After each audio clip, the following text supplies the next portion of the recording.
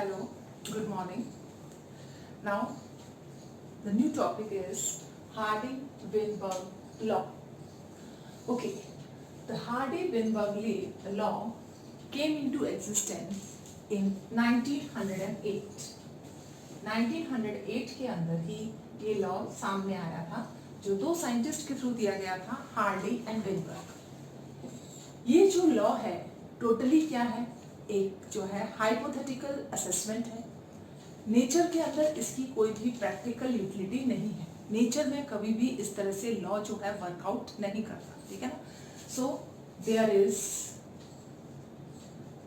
No practical utility of this law. This is only hypothetical assessment. This is only hypothetical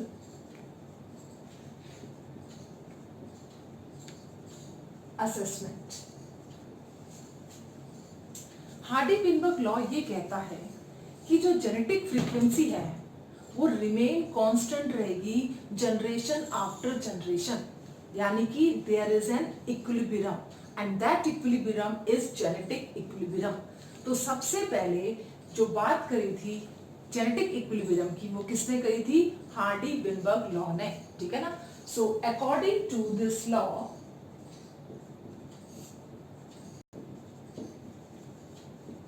Mendelian population, यहाँ पर जो बात हो रही है वो कौन सी पॉपुलेशन की बात हो रही है? Mendelian population. मेंडेलियन पॉपुलेशन हम उसे कहेंगे जहां पर तीन लॉ एग्जिस्ट करेंगे, law of independent assortment, law of segregation and law of dominance. Okay, so according to this law Mendelian population have constant genotype और जीन फ्रीक्वेंसी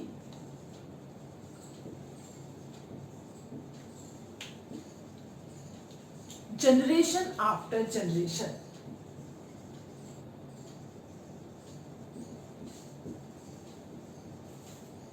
कभी भी कोई भी चेंज नहीं आएगा किसके अंदर? जेनेटिक मेकअप के अंदर। यानी कि इसमें क्या बोल रहा है कि क्या बताने की कोशिश कर रहा है? Gene pool is remain constant, कोई चेंज नहीं आ रहा जीन पूल के अंदर। ये फिनोटाइप के बारे में बात नहीं कर रहा है, ये सिर्फ जेनेटिक लेवल पे बात कर रहा है। It works on genotype.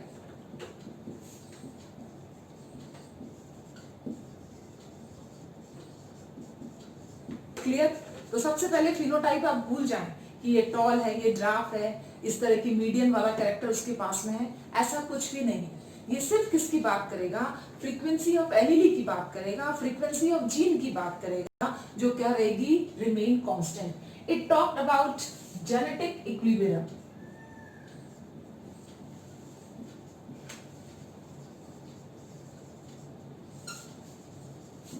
अगर हम इसको करना चाहें एक एग्जांपल से, अगर इसको प्रूव करते हैं, अपन एक एग्जांपल लेते हैं, उसके बाद में इसको प्रूव करेंगे।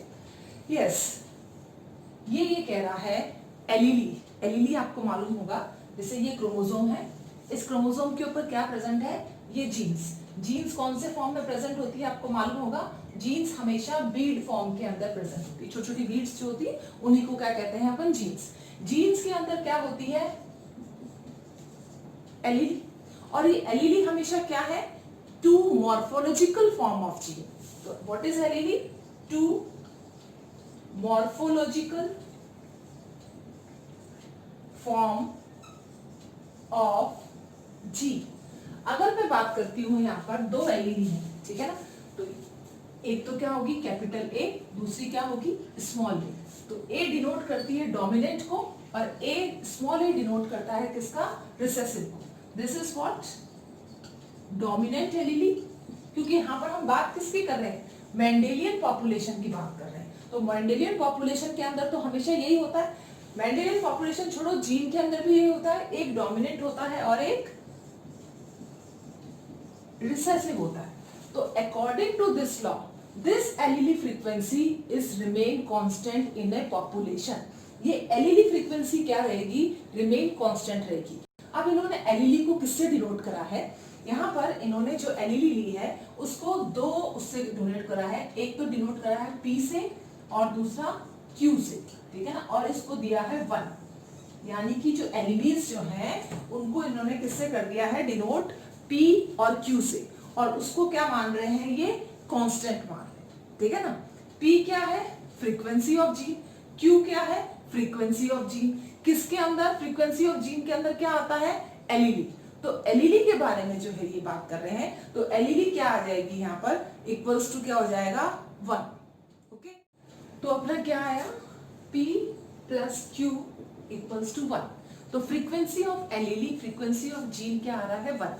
हम क्या है, डिप्लॉइड्स। अगर हम डिप्लॉइड की लेते हैं फ्रीक्वेंसी, ठीक है ना, this is 1 is constant and P and Q they are what, frequency of gene भी कह सकते हो आप इसको, या आप इसको एलईडी भी कह सकते हो। ये अकॉर्डिंग टू हार्डी-विनबर्ग लॉ है कि फ्रीक्वेंसी ऑफ जीन या फ्रीक्वेंसी ऑफ एलईडी हमेशा क्या रहेगी, कांस्टेंट रहेगी एक पॉपुलेशन के अंदर। अगर हम इसको आगे लेते हैं इसके अंदर डिप्लॉइड के अंदर, तो डिप्लॉइड के अंदर आपको मालूम है कि हर जीन के पास में 2 एलईडी, ठीक है ना, ये जीन है, इसके पास में 2 एलईडी होगी, एक ये होगी और ये एक ये जीन हो गई, जो लाइन है वो डैश जो है वो शो कर रही है जीन्स। इस जीन के ऊपर पास में क्या प्रेजेंट है, एक कैपिटल ए और एक स्मॉल ए। इस कैपिटल ए एलईडी को डिनोट किया है हार्डी-विनबर्ग लॉ ने किससे, पी से। So allele A is denoted by P। A जो कि क्या है, डोमिनेंट एलईडी है, डिप्लॉइड कंडीशन के अंदर P किसके बराबर हो जाएगी, कैपिटल ए के बराबर। क्लियर हो रही है बात। हम ये कह रहे हैं कि एलईडी A को हार्डी-विनबर्ग ने किससे डिनोट करा है, स्मॉल p से, ठीक है ना। स्मॉल नहीं है, ये पूरा कैपिटल P है, स्मॉल p ने कैपिटल P से डिनोट करा है। तो डिप्लॉइड कंडीशन के अंदर ये एलईडी, यहाँ पर तो आपने 2 फॉर्म दी है इसकी, अगर ये डिप्लॉइड होगा, होमोलोगस क्रोमोसोम्स होते हैं इस तरह से, उसके अंदर भी क्या प्रेजेंट होंगे, A और A, ये जीन्स प्रेजेंट होंगी। तो जीन के अंदर, तो अगर कोई डिप्लॉइड फॉर्म है तो वो किससे आएगी, P किससे डिनोट हो रहा है, A से।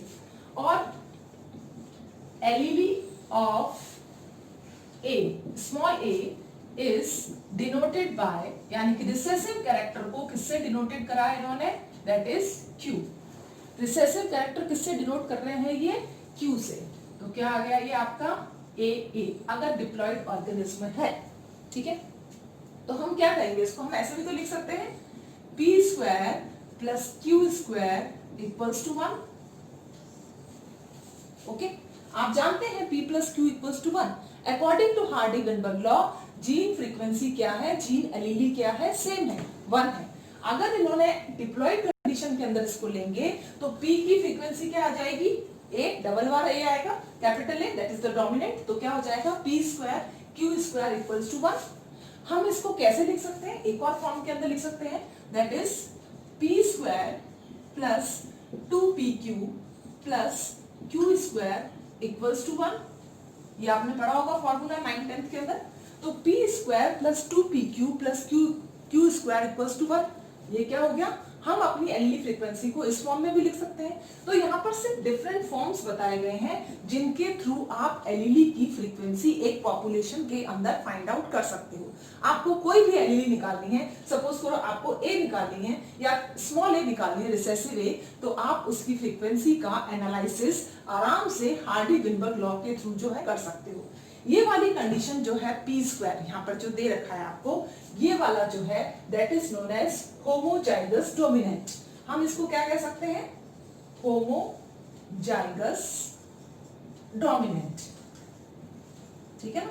और ये वाला जो आएगा आपके पास में बीच वाला PQ जो बनेगा दैट इज हेट्रोजाइगस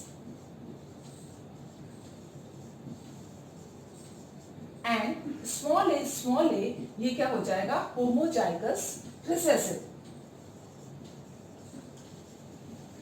कैसे फंक्शन करेगा इसको हम देखेंगे कि कैसे ये वर्कआउट करता है। नेचर के अंदर तो करेगा नहीं, हाइपोथेटिकल है, थ्योरेटिकल है, तो ये किस तरह से फंक्शन करेगा। हमारे अगर हम एक एग्जांपल लेके देखते हैं, इसको एक एग्जांपल लेते हैं, फिर एग्जांपल से हम इसको सॉल्व करते हैं। फॉर एग्जांपल एक पॉपुलेशन है, ठीक है ना, उस पॉपुलेशन के अंदर बहुत सारे इंडिविजुअल्स रह रहे हैं, उसमें से कईयों के हेयर का कलर ले लो आप, चाहे आई का कलर ले लो, ठीक है ना। ये अपन ले लेते हैं एक पॉपुलेशन। इस पॉपुलेशन के अंदर कितने इंडिविजुअल्स हैं? 100 इंडिविजुअल्स। क्लियर? ये 100 जो इंडिविजुअल्स हैं, इनके अंदर एक तो ये जीन है, ये दोनों एलीली है, जो क्या शो कर रही है कि इनके हेयर का कलर क्या है? ब्लैक, ब्लैक हेयर कलर, ठीक है। दूसरा, इनके अंदर स्मॉल बी वाली भी जीन्स होंगी पॉपुलेशन के अंदर, वो कितने हैं? That is brown hair colour, ठीक है। तो ये दो के बारे में बात कर रहा है, और ये हार्डी-विनबर्ग लॉ के अकॉर्डिंग ये रिमेन क्या रहेगा? कांस्टेंट। अगर 100 में से 60 इंडिविजुअल ब्लैक कलर के हेयर वाले हैं और 40 जो इंडिविजुअल हैं वो ब्राउन कलर के हेयर वाले हैं, तो इनकी जेनेटिक फ्रीक्वेंसी क्या निकली? तो हम क्या करेंगे, इसको p² ले लेंगे प्लस q² ले लेंगे इक्वल्स टू 1। इस फॉर्म में इसे भी कर सकते हैं हम, इसको p प्लस q भी ले लेंगे 1, क्योंकि हमें मालूम है कि डोमिनेंट को हार्डी-विनबर्ग लॉ ने किससे डिनोट करा है? p से, और रिसेसिव को स्मॉल q लिखा है इन्होंने, इसलिए रिसेसिव को किससे डिनोट करा है? q से। तो दोनों की फ्रीक्वेंसी कितनी आनी चाहिए? 1। अगर ये 60 है तो हम इसको 0.6 लिख सकते हैं, अगर ये 40 है तो इसको 0.4 लिख सकते हैं। तो इसकी फ्रीक्वेंसी क्या आ गई बेटा? 1। तो p प्लस q आ गया आपके पास में पॉपुलेशन के अंदर 1। अगर आप जानना चाहते हो कि भाई हेट्रोजाइगस की कंडीशन क्या होगी इस पॉपुलेशन के अंदर, 60 ये है 40 ये है, तो हेट्रोजाइगस की, ये दोनों तो होमोजाइगस है, हेट्रोजाइगस की कंसंट्रेशन क्या है, यानी कि जिनके अंदर ना तो ब्लैक हेयर कलर है ना ब्राउन, दोनों के अंदर मिक्स टाइप ऑफ कलर है, ठीक है ना, मिक्स हेयर कलर है, कुछ ब्लैक होगा कुछ ब्राउन का परसेंटेज रहेगा, mix type of hair colour है। तो उनकी पॉपुलेशन कैसे निकालेंगे हम? तो उसको आइडेंटिफाई करने का सबसे बेस्ट तरीका क्या है? आपके पास में p का रेशियो आ गया है, आपके पास में q का रेशियो आ गया है, आप अपना वही फॉर्मूला लगाएंगे, p² plus q² plus 2pq equals to 1। यहाँ पर p² कितना दे रखा है बेटा? 0.6, स्क्वायर कर लो। q कितना दे रखा है? 0.4, स्क्वायर कर लो, प्लस 2, p कितना दे रखा है वापस? 0.6, और q कितना दे रखा है? 0.4 इक्वल्स टू 1। तो 6 स्क्वायर कितना आ जाएगा? 36, प्लस 4 स्क्वायर कितना आ जाएगा? 60, प्लस 2 6 12, 12 4 जा 48 इक्वल्स टू 1।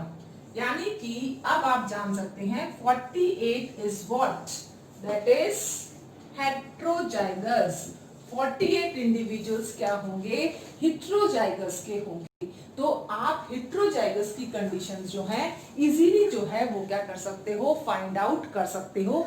अगर आपको एग्जाम्पल के अंदर या फिर आपको जो है क्वेश्चन के अंदर या आपको मेंशन करा हुआ हो कि हार्डी-विनबर्ग लॉ में इतनी पॉपुलेशन के ये इंडिविजुअल्स हैं, इतनी पॉपुलेशन के ये इंडिविजुअल्स हैं, तो आप एलीली की फ्रीक्वेंसी जो है इजीली डिनोट कर सकते हो या पता लगा सकते हो। इन सब केसेस के अंदर आप जो चीज देख रहे हैं सबसे कॉमन कि हर एक का कांस्टेंट ये क्या है? 1।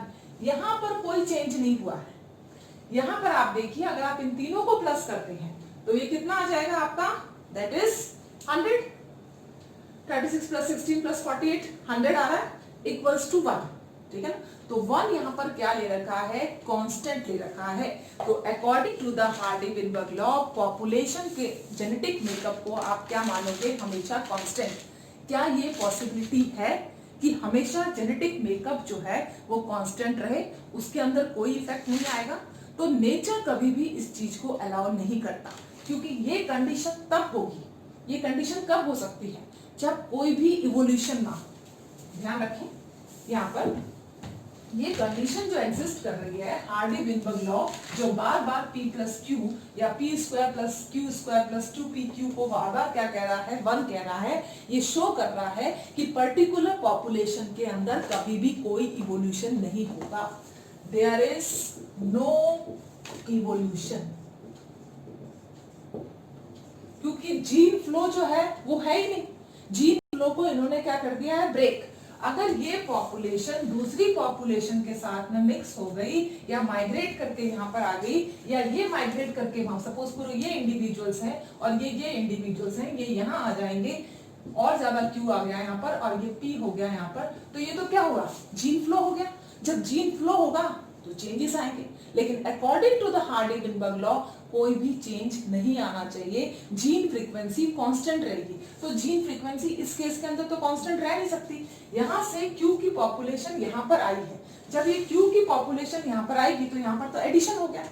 तो ये हार्डी-विनबर्ग लॉ कब काम करेगा, जब यहां पर नो माइग्रेशन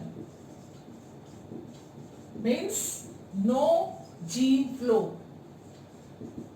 माइग्रेशन ना यहां से वहां होना चाहिए, ना वहां का यहां होना चाहिए, ना इमाइग्रेशन होगा ना ई माइग्रेशन होगा। प्लीज रिमेंबर, माइग्रेशन जो है दोनों तरीके नहीं होंगे, क्योंकि जीन फ्लो को क्या रखना है, कांस्टेंट रखना है। तो हार्डी-विनबर्ग लॉ तभी एप्लीकेबल होगा जब कोई माइग्रेशन नहीं होगा, चाहे वो ई माइग्रेशन कह दो आप इसको, कि बाहर से कोई इंडिविजुअल जो है पॉपुलेशन से कोई इंडिविजुअल बाहर नहीं जा पा रहा, और चाहे आप इसको इमाइग्रेशन कह दो कि बाहर से कोई अंदर नहीं आ पा रहा। तो जब इस तरह की कंडीशन होगी, कोई माइग्रेशन नहीं होगा, तब कोई जेनेटिक फ्लो नहीं होगा। उस कंडीशन के अंदर हार्डी-विनबर्ग लॉ क्या करेगा, काम। हार्डी-विनबर्ग लॉ तब काम करेगा जब मेटिंग कैसी होगी, रैंडम मेटिंग। अगर रैंडम मेटिंग है, जैसे कि प्लांट्स के केस में, प्लांट्स में क्या होता है, पॉलिनेशन होता है। पॉलिनेशन के अंदर रैंडम है, मालूम थोड़ी कि इस पेड़ को उसके साथ में, इस फ्लावर को उसके साथ में, कोई ये पॉसिबिलिटी पहले से फिक्स नहीं है, कोई सिलेक्शन नहीं है, कोई क्राइटेरिया नहीं है। अगर आप प्लांट्स की बात करते हैं तो प्लांट्स के अंदर रैंडम मेटिंग हो सकती है, लेकिन जब आप एनिमल्स की बात करते हैं तो एनिमल्स में रैंडम मेटिंग बहुत रेयर होती है। फॉर एग्जाम्पल फिशेस के अंदर ये पॉसिबिलिटी है कि उसके अंदर रैंडम मेटिंग हो, क्योंकि फिशेस में कौन सा फर्टिलाइजेशन होता है, दैट इज एक्सटर्नल फर्टिलाइजेशन। तो जहां पर एक्सटर्नल फर्टिलाइजेशन है वहां पर कोई चांसेस नहीं है कि वो जो है सिलेक्टिव जो है ब्रीडिंग कर पाए। वहां पर ब्रीडिंग किसी भी एग का, किसी भी ओवा का, किसी भी स्पर्म के साथ में क्या हो रहा है, फर्टिलाइजेशन। तो इन केस के अंदर क्या हो रही है, रैंडम मेटिंग। लेकिन पॉपुलेशन के अंदर तो बहुत सारे इंडिविजुअल्स होते हैं, और एनिमल्स तो मोस्टली सिलेक्टिव ब्रीडिंग पर ही क्या करते हैं, वर्कआउट करते हैं। तो सिलेक्शन के इतने सारे क्राइटेरिया हैं, ठीक है ना, उसके बेसिस पे सिलेक्शन होता है, सिलेक्शन के बाद में ही क्या होता है, मेटिंग होती है, ठीक है ना। ऐसा तो नहीं है आपकी मेटिंग किसी के भी साथ में, किसी भी इंडिविजुअल की किसी भी दूसरे इंडिविजुअल के साथ में करा दी जाए, नहीं। आप अपने जैसा ही पार्टनर देखने की कोशिश करते हैं कि जो पढ़ा लिखा हो या इस तरह की जो भी उसकी क्वालिटीज हो वो आपसे मैच करे। तो random mating is not possible, okay, in case of animal species. हाँ, रेयर जरूर है, आप कह सकते हैं फिशेस के अंदर ये पॉसिबिलिटी है।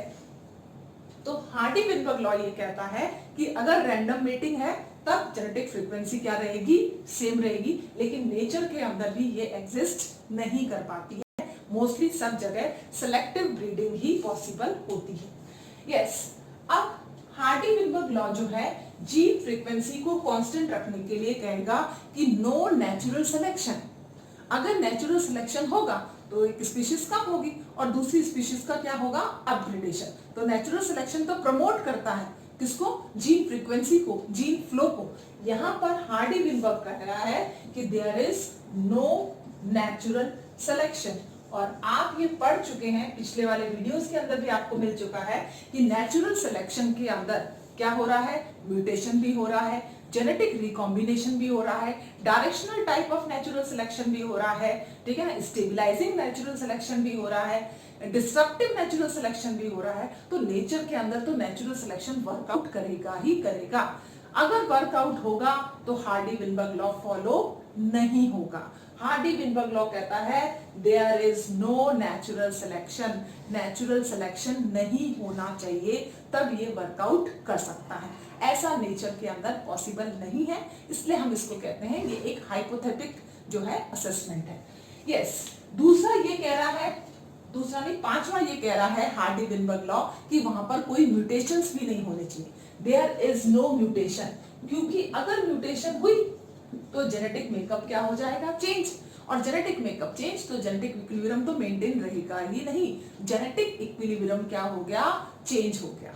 तो जेनेटिक इक्विलिब्रियम के लिए कभी भी म्यूटेशंस नहीं होने चाहिए। तो म्यूटेशंस तो sudden change in the gene है, और म्यूटेशंस आएंगे तो जेनेटिक फ्लो भी आएगा, क्योंकि वो म्यूटेशंस आपकी बॉडी के अंदर रहेंगे और वो एक्वायर्ड कैरेक्टर हो जाएगा, और वो नेक्स्ट जनरेशन के अंदर भी क्या होगा, पास आउट होगा। म्यूटेशंस हमेशा जेनेटिक लेवल पे होते हैं और वो नेक्स्ट जनरेशन में पास आउट होते हैं। तो आपका जीन फ्लो क्या हो गया, चेंज हो गया। अगर जीन फ्लो चेंज हो रहा है, हार्डी-विनबर्ग लॉ नहीं होगा। ओके, दूसरा, हार्डी-विनबर्ग लॉ हमेशा लार्ज पॉपुलेशन में वर्क करता है, कभी भी स्मॉल पॉपुलेशन के अंदर हार्डी-विनबर्ग लॉ वर्कआउट नहीं करेगा। तो population should be large in case of Hardy-Weinberg law, population should be large. तो पॉपुलेशन हमेशा बहुत बड़ी होनी चाहिए, किसके अंदर, हार्डी-विनबर्ग लॉ के अंदर। ठीक है, ये एक सबसे इंपॉर्टेंट क्राइटेरिया भी है हार्डी-विनबर्ग लॉ का। और एक और criteria, that is no genetic drift. अगर जेनेटिक ड्रिफ्ट होता है, चाहे वो बॉटलनेक इफेक्ट के अंदर हो, चाहे वो फाउंडर इफेक्ट के अंदर हो, जेनेटिक ड्रिफ्ट जो स्मॉल पॉपुलेशन के अंदर होगा, अगर होगा तो न्यू स्पीशीज का फॉर्मेशन होगा। जेनेटिक फ्लो क्या हो रहा है, चेंज हो रहा है, जेनेटिक मेकअप क्या हो रहा है, चेंज हो रहा है। तो हार्डी-विनबर्ग लॉ अपोज करता है किसका, जेनेटिक ड्रिफ्ट का। तो जहां पर जेनेटिक ड्रिफ्ट नहीं होगा वहां पर ही कौन आएगा, दैट इज हार्डी-विनबर्ग लॉ। तो ये सारे जितने भी आपने पढ़े हैं, no migration, random mating, no natural selection, no mutation, no क्या कहते हैं, population should be large and there is no genetic drift, इन सभी केसेस के अंदर क्या हो रहा है, कोई भी इवोल्यूशन नहीं हो रहा, देयर इज नो इवोल्यूशन। इन सभी कंडीशन के बाद में ही आपका P plus Q equals to क्या हो सकता है, 1। एलीली की फ्रीक्वेंसी क्या रहेगी, 1 रहेगी, ठीक है ना। या फिर आप कह सकते हो P square plus 2PQ plus Q square equals to 1। यहां पर भी ये क्या है, कांस्टेंट। तो ये कांस्टेंट तब आता है जहां का जेनेटिक फ्लो जो है बंद हो चुका है, नहीं हो रहा है, जेनेटिक इक्विलिब्रियम स्टेट के अंदर है। तो इसको आप क्या कह रहे हैं, हार्डी-विनबर्ग लॉ। तो no evolution because no gene flow, no gene flow means genetic equilibrium. यही है आपका हार्डी-विनबर्ग लॉ, जेनेटिक इक्विलिब्रियम। जो फ्रीक्वेंसी पहले है वही मेंटेन रहेगी। सपोज करो ये पॉपुलेशन है, इस पॉपुलेशन के अंदर ब्लैक कलर के इंडिविजुअल्स कितने हैं, दैट इज 40। ब्राउन कलर के इंडिविजुअल्स कितने होंगे, कितने हैं, 20। और आपके क्या कहते हैं, ये तो ब्राउन हो गया, ब्लैक हो गया, और एक रह गया व्हाइट कलर के जो इंडिविजुअल्स होंगे वो कितने हो गए आपके, दैट इज 40। अगर ये रेशियो साल दर साल, साल दर साल सेम रहेगा, यही फ्रीक्वेंसी रहेगी, इट मींस वो क्या है, हार्डी-विनबर्ग लॉ। यहाँ पर फ्रीक्वेंसी ब्लैक की हमेशा 40 आएगी, ब्राउन की हमेशा 20 आएगी, और व्हाइट की हमेशा 40 आ रही है। ये फ्रीक्वेंसी अगर रिमेन कांस्टेंट रहती है through out the generation and generation after generation, उसी को आप क्या कहते हो, हार्डी-विनबर्ग लॉ। तो नेचर के अंदर कभी भी ये लॉ एग्जिस्ट नहीं करता, फ्रीक्वेंसी में चेंज आता रहता है, एलईडी फ्रीक्वेंसी चेंज होती रहती है, ठीक है ना। इसलिए हार्डी-विनबर्ग लॉ की कोई प्रैक्टिकल यूटिलिटी नहीं है। This law means there is no evolution, there is totally genetic equilibrium. Okay बेटा, क्लियर होता है आपका हार्डी-विनबर्ग लॉ। ओके, कोई भी डाउट हो आप टेलीग्राम ग्रुप के अंदर कमेंट सेक्शन के अंदर डाल सकते हैं। Yes, there are few examples of Hardy-Weinberg law. तो हार्डी-विनबर्ग लॉ के ऊपर न्यूमेरिकल्स आते हैं, आपके नीट के एग्जाम में भी आते हैं, बोर्ड के एग्जाम में भी आते हैं। तो एक न्यूमेरिकल हम लेंगे, एक दो न्यूमेरिकल्स को हम सॉल्व करेंगे ताकि हमारा थोड़ा सा हैंड जो है क्लियर हो जाए, किसके ऊपर, हार्डी-विनबर्ग के क्वेश्चंस के ऊपर। तो हमारा पहला क्वेश्चन है, frequency of allele A and A, capital A है और एक स्मॉल ए है, in a population at Hardy Weinberg equilibrium are 0.7 and 0.3। दो आपको डाटा दे रखे हैं। ये क्या कह रहा है, फ्रीक्वेंसी ऑफ एलीली, अगर हम इसको सॉल्व करते हैं तो फ्रीक्वेंसी ऑफ एलीली ए कितना दे रखा है बेटा, दैट इज 0.7, और frequency of एलीली small A, frequency of एलीली small A equals to 0.3 respectively in a random sample of 250 individuals। Individuals कितने दिए हैं बेटा, 250, यानी कि p square plus 2pq plus q square equals to 250। Individuals कितने हैं total, 250। Taken from the population, how many are expected to be heterozygous. तो heterozygous की पॉपुलेशन, यानी कि आपको आइडेंटिफाई करनी है इसकी पॉपुलेशन, हेट्रोजाइगस की पॉपुलेशन आपको आइडेंटिफाई करनी है। क्लियर? तो हम कैसे आइडेंटिफाई करेंगे? सबसे पहले अगर ये क्वेश्चन कह रहा है frequency of capital A allele, capital A किसके बराबर होता है, दैट इज पी, और small a according to the Hardy Weinberg law किसके बराबर है, स्मॉल क्यू। P कैपिटल है क्योंकि डोमिनेंट एलीली है, और Q स्मॉल है क्योंकि रिसेसिव एलीली। आपने ये ले लिया। अब हमको सबसे पहले क्या आइडेंटिफाई करना है, हेट्रोजाइगस। तो हेट्रोजाइगस के लिए आपको मालूम है, आप क्या लिखोगे, दैट इज P Q, क्योंकि ऑब्वियसली A और स्मॉल ए है, तो P कितना दे रखा है, यहां पर हम लिख लेते हैं इसको, heterozygous AA equals to 0.7 into 0.3, okay.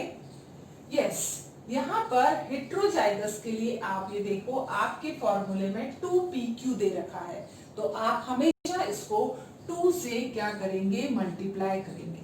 ठीक है, ध्यान रखें, अगर आपको हेट्रोजाइगस की पॉपुलेशन करी है तो आप सिर्फ p और q को मल्टीप्लाई नहीं करेंगे, according to the Hardy Weinberg law आप उसका 2 के साथ में मल्टीप्लिकेशन करेंगे। तो जब आपने इसको 2 से मल्टीप्लाई करा, 7 3 जा 21, 21 2 जा 42, 0.42, और आप कह सकते हो कि 42% इंडिविजुअल्स किसके बीच में, individuals of 250 population are heterozygous। ठीक है ना। अब आपसे इन्होंने परसेंटेज तो पूछी नहीं है, ये पूछ रहा है how many are expected to be heterozygous. तो हेट्रोजाइगस के लिए आप क्या करोगे, इसका परसेंटेज निकालोगे, 250 मल्टीप्लाई बाय 42/100, ठीक है ना।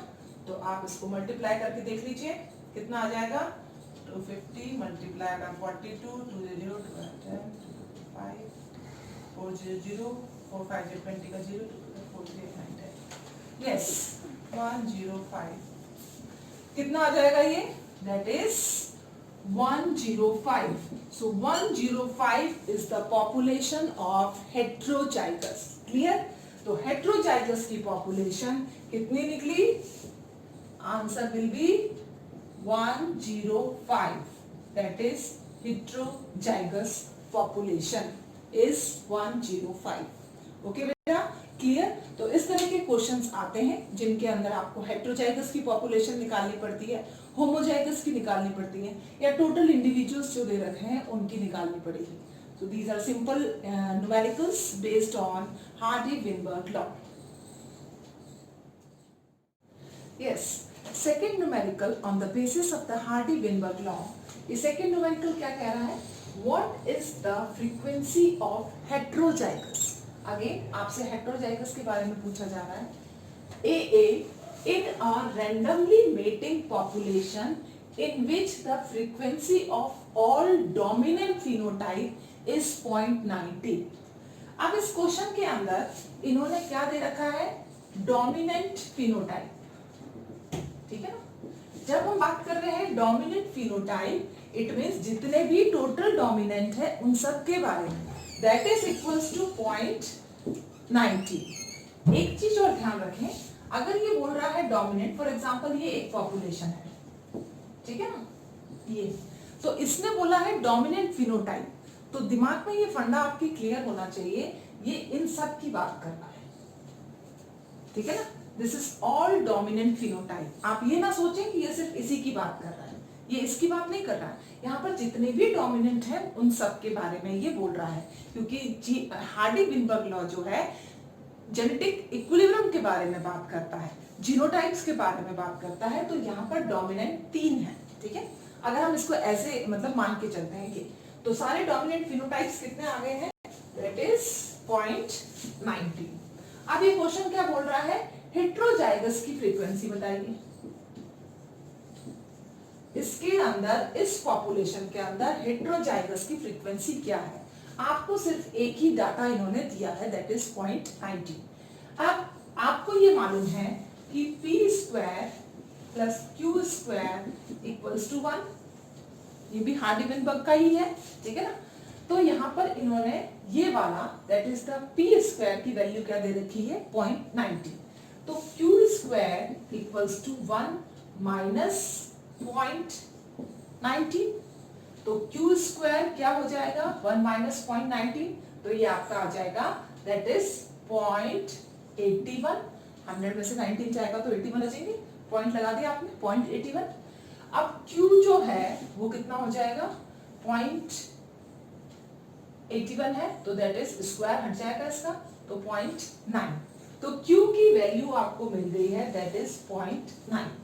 आपको ये भी मालूम है कि p plus q equals to 1 होता है।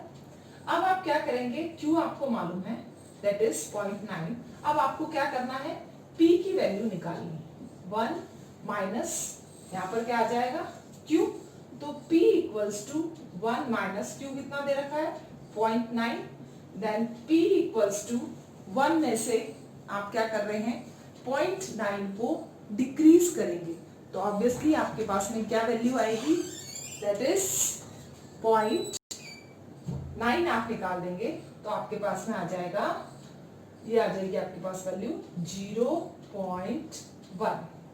ओके, अब ये हेट्रोजाइगस के बारे में बात कर रहा है, तो हेट्रोजाइगस के लिए आप क्या करोगे, 2pq, 2 इंटू p की वैल्यू कितनी है, 0.1, q की वैल्यू कितनी दे रखी है, 0.9, 2 1 जा 2, 2 9 जा 18, ठीक है ना, ये आ गया 0.18। तो हेट्रोजाइगस जो पॉपुलेशन जो ये बोल रहा है, ये कितनी आ रही है, 0.18। So 0.18 is the population of heterozygous। ये आप इजीली आइडेंटिफाई कर सकते हो homozygous, heterozygous via Hardy-Weinberg law. तो इस तरह के न्यूमेरिकल्स भी पूछे जाते हैं नीट के अंदर भी और बोर्ड के एग्जाम्स में। ओके बेटा, this one is clear, yes. Move to the next numerical. Yes, हम एक और न्यूमेरिकल लेते हैं हार्डी-विनबर्ग लॉ का। What's the numerical? In a random sample of 400 individuals, ठीक है ना, तो यहाँ पर एक रैंडम सैंपल लिया है और उसके अंदर टोटल इंडिविजुअल्स कितने हैं, 400, from a population with a allele of trait in a Hardy Weinberg equilibrium, ठीक है ना, हार्डी-विनबर्ग पॉपुलेशन की एक ट्रेट है, उसमें से आपने एक रैंडम पॉपुलेशन लिया है, that is 400 individuals. 36 individuals are homozygous, ये ध्यान रखना है, 36 इंडिविजुअल्स कैसे हैं, homozygous for allele A, small A के। How many individuals in the sample are expected to carry at least 1 allele A. यहां पर इस क्वेश्चन को आप और ध्यान से पढ़ेंगे, एट लीस्ट 1 एलीली ए। अब आप देखिए, ये क्वेश्चन कह रहा है एक रैंडम पॉपुलेशन है, इस तरह से उसका टोटल जो है दैट इज 400, ठीक है ना, ये आपको मालूम है, ये इतना ही दिया है इसमें, और इसमें ये बोला है कि ये जो रिसेसिव एलीली है, ठीक है ना, दैट इज होमोजाइगस स्मॉल ए वाली, इसकी पॉपुलेशन कितनी है, 36। आपको क्या आइडेंटिफाई करना है, यहाँ पर how many individuals in the sample are expected to carry at least one allele A, one allele A, यानी कि ऐसे इंडिविजुअल्स जिसके अंदर एलईडी ए जो है वो प्रेजेंट होगी, चाहे वो एक ही हो या दो हो। आपको डोमिनेंट एलईडी जो है वो बतानी है कितनी है। रिसेसिव आपके पास में आ चुकी है, रिसेसिव का नंबर कितना दे रखा है 36 और पॉपुलेशन की साइज कितनी दे रखी है 400। वेरी सिंपल, बहुत ही सिंपल क्वेश्चन है ये। तो अब आपको ए और ए का आइडेंटिफिकेशन करना है, ठीक है। अब ये पॉपुलेशन में कितना बना 400, तो अगर आपको ए प्लस ए का आइडेंटिफिकेशन करना है तो 400 में से ए को यहां पर ले आओ -36, कितना आ गया दैट इज 364।